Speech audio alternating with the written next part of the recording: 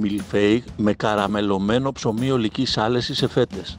Μια μεγάλη κατσαρόλα βάζουμε το γάλα, την κρέμα γάλακτος και τη μισή ποσότητα περίπου από τη ζάχαρη. Σε ένα μεγάλο μπολ βάζουμε τα αυγά, το corn flour και την άλλη ποσότητα της ζάχαρης. Ένα βιολογικό ακέρωτο πορτοκάλι για να αρωματίσουμε την κρέμα μας. Ανακατεύοντας έντονα προσθέτουμε σιγά σιγά μες στα αυγά. Το αδειάζουμε όλο το μείγμα πάλι πίσω και ερχόμαστε και προσθέτουμε το βούτυρο. Λοιπόν, η κρέμα είναι έτοιμη. Κατσέλης 1978 ολικής άλεσης. Είναι ίσως το πιο νόστιμο ψωμί σε φέτες που έχω φάει. Έχω κόψει τις κόρες περιμετρικά και παίρνω ένα πλάστη και το πατάω. Πάρω εδώ και ένα μαχαίρι και θα το ισιώσω. Σε ένα μπολ βάζουμε το βούτυρο, το μέλι και την καστανή ζάχαρη.